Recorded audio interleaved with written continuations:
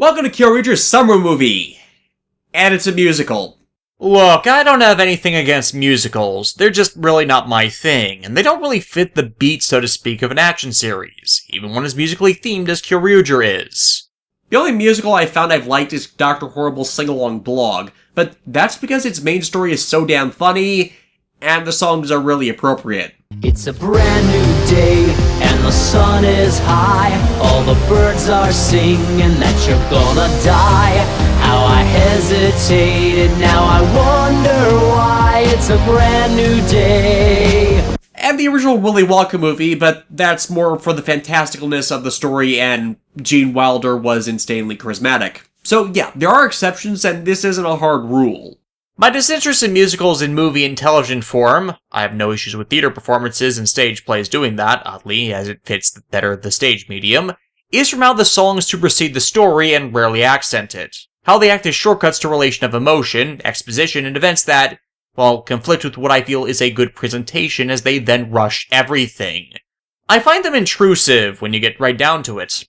But that's just me, they're not my thing. I prefer when inserted and background music is used well and composed well, as opposed to it all just being forced into the foreground, as I've never seen someone actually break out into song. I think that's part of why Dr. Horrible works for me. The songs more seem as external expressions of an internal monologue, so the distortion between reality and fantasy is less jarring. Kinda like that Scrubs episode where the musical numbers were all in the patient's head and not actually happening in real life. It's your hair, your nose, your chinless face. You always need a hug, not to mention all the manly appletinis that you chug. That you think I am your mentor just continues to perplex. And oh my god, stop telling me when you have nerdy sex. But in Kyouryuger's case, it doesn't use its musical library the most effectively in the main series, and the movie has the same problem. The music added being more of the standard accenting the narrative variety, but it isn't placed appropriately. Most of the music being done over the many fight scenes of the movie, so I'm not really gonna spotlight them.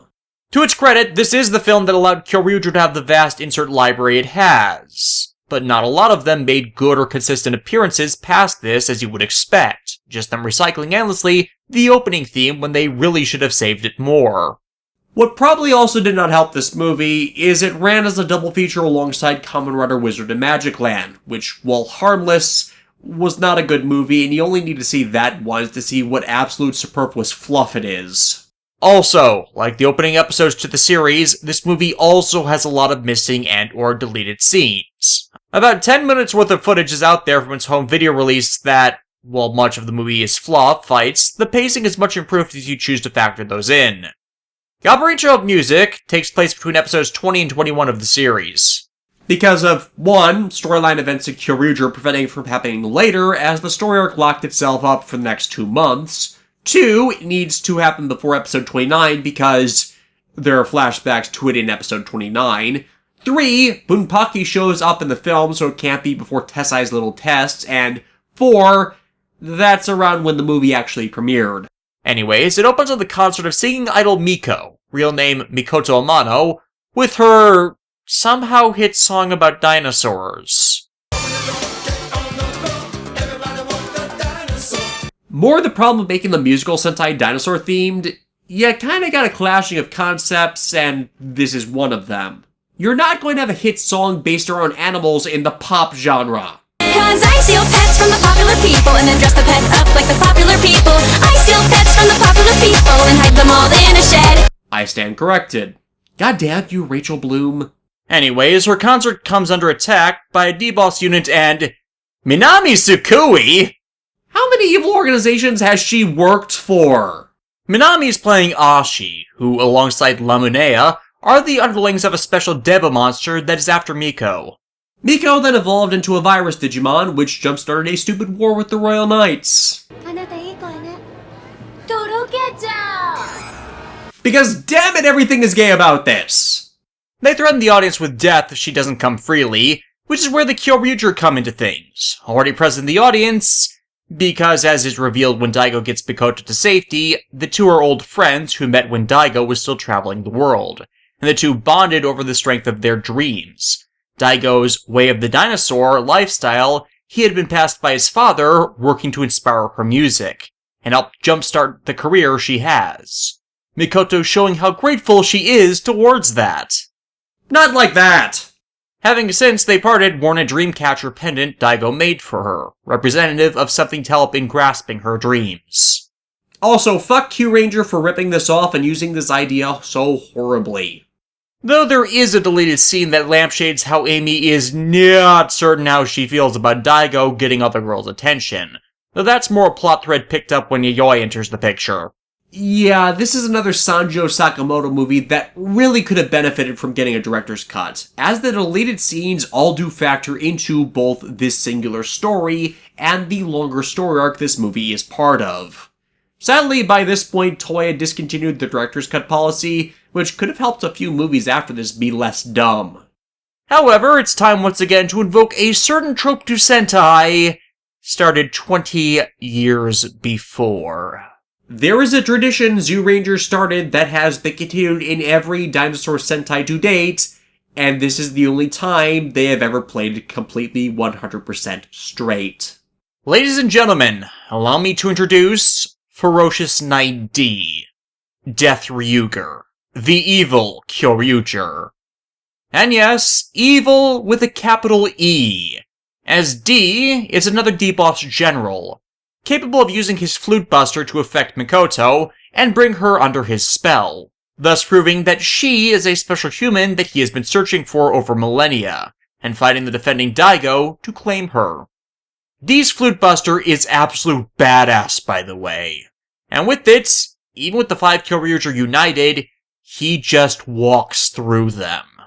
As is expected with the debuts of evil Sentai members.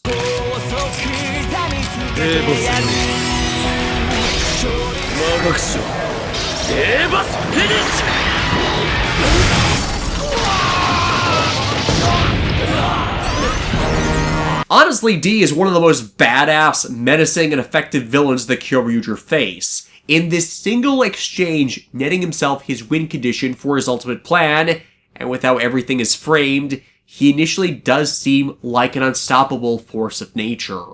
And with D absconding with Miko, we cut to a musical number with Canderilla? And this is literally a big-lipped alligator moment for the movie. There is no integration of it into the plot, it serves no purpose in the narrative, it's just there for a few minutes to remind us there are other D-Boss forces outside of the badassness of the D. But this is representative of my issues with musicals in its entirety. Why is this here? D returns to the frozen castle, though Gold irritated with how he didn't get the special transformation gear, though I'll point out he was previously possessing Uchi. But the reality is, D predates him, Chaos knowing him from the original Siege of the Dinosaurs. As D is after the first Zyuden Ryu, Tobaspino. This segues into Torian's exposition about it and a semblance of the origins of the Zyuden Ryu in their entirety. 100 million years ago, when D-Boss first began their siege, actually syncing up with fossil records of when older dinosaur species started to die out due to changing environments and giant creatures, well, not being the most efficient. By the extinction event, the creature form was very much on the decline, and from evidence would have happened regardless of the asteroid impact, as that just sped it up. This factors into Dino Charge. The Earth created the number 0 Zyuden Ryu to fight them, enhanced by the power of the True Melody. It succeeding in pushing back their forces.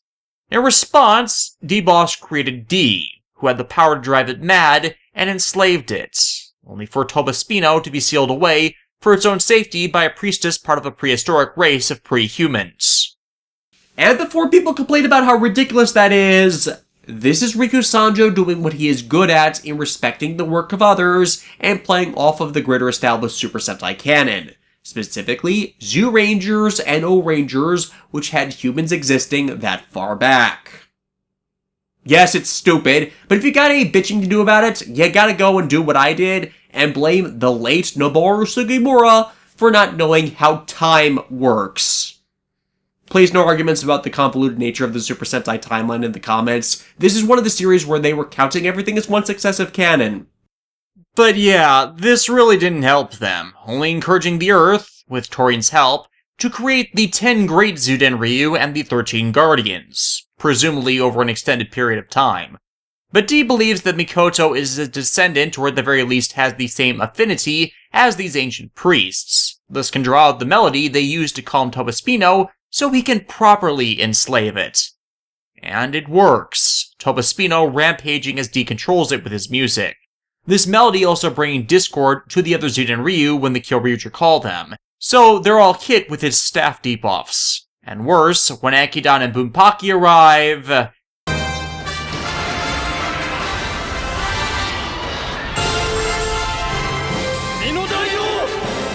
And with Gaburincho subsequently KO'd, combination to counter it is taken off the table. D taking Spinodaio off to the ruins of an ancient civilization, planning to drain Mikoto's life to power a song of destruction. Oh, so it's the Death Note? Yes, I realize I've made that joke before this year, but it's really appropriate as D's actor, Mamoru Miyano. He is the voice of Light Yagami. I cannot make this up. I'm honestly amused by this, as Garo Togen no Fue actually premiered around the exact same time this movie did, and for them to share this plot point, albeit on differing scales, is hilarious. The Kyouryuger wonder what to do. He ends nervous humming of Mikoto's song and mentioning how catchy it is, making them realize, hey, maybe they should fight music with music. Brilliant!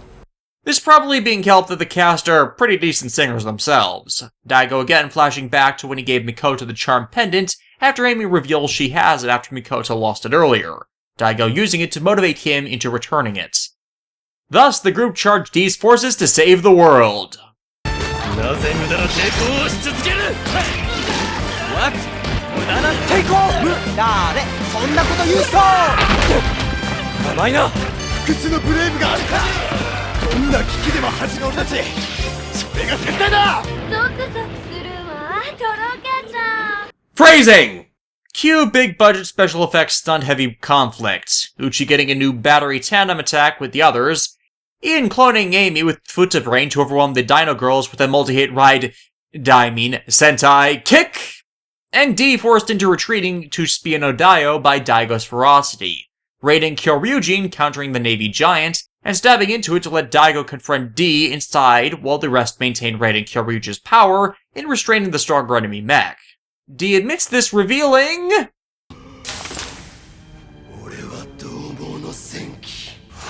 Graphite? You survived? Wait, no, that's Drago Night Hunter, not Dino Night Hunter. Huh. Though D is a hunter, more revealed later, but his form does match his ferocity, knocking out Daigo as the day has drained all of his beast batteries completely. However, he's also dropped Mikoto's pendant right in front of her, so as Daigo continues to struggle in human form, Mikoto wakes up, resolved to not let her power end the world. And thus, she breaks into song! Because musical, and this team is powered by music. Specifically, what she sings is the ancestral song that calms Spinodaio, it also revitalizing Daigo's batteries, and supercharges them so Daigo can achieve a Dinos grinder like Double Arm Dawn. This also serving as the precursor to Yayoi's later creation of the overcharged battery, and in universe I believe where she got the idea. With it, he beats D's face in, only for D to drag them out of the mech, content to at least make them all die, as Spinodaio enters the Death Ball.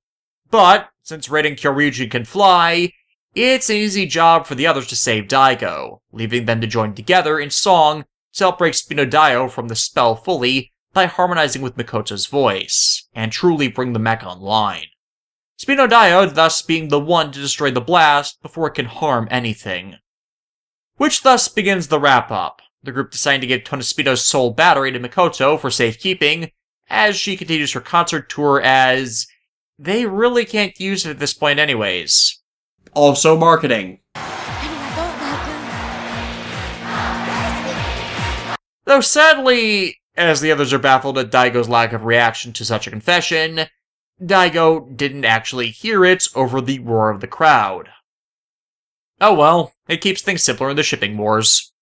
Gaburincho of music is okay. It doesn't really use its runtime well, but if you're here for the action scenes, well, you'll still have fun with it.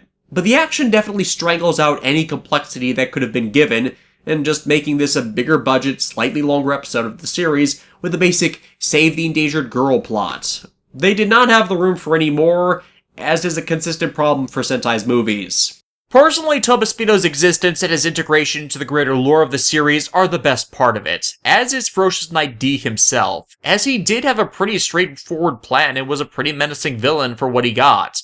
Kyouryuger himself is badass, and it's really disappointing they didn't get adapted into Dino Charge, especially considering the developments of Dino Charge's story arc that were likely tailor-made to including him in some form, if ever so brief or tangentially in original footage. Plus, it would have filled a number of later plot holes in their goddamn story. But at the very least, Riku Sanjo would do what he did with both Kamen Rider Double and Forza's film events, and use things presented in this film to back up and build later stories. Both Mikoto and D would reappear later in the series, bringing Spio no Dio fully into the Zyuden Ryu ranks as a result, and the revelations of music and melody being tied to their powers would be something the Kyouryuger would take more advantage of following this, as more of the Ancient Earth conflict comes to the fore in the story arc to follow. But the Dino Girls... what was the point beyond sexy female antagonists? It's the problem with the film, really. It doesn't have the time to develop anything. Less than is seen of a normal episode. So while it's not a slog to get through, with the shallowness of the plot and the wealth of similar action scenes in the main show, more people think it's skippable material than something essential. I liked it enough to recommend giving it a watch. Next time, though, come back as D-Boss revives early, and the Kyouryuger gained the support of the series' best mech. Zo on!